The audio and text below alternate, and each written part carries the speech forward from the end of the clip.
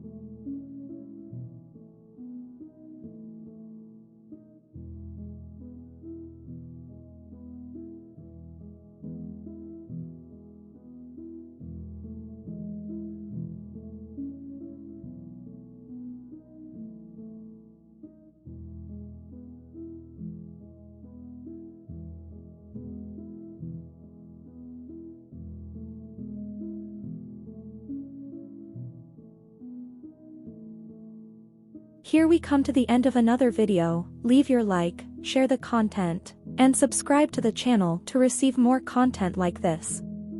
Thank you for watching and see you next time.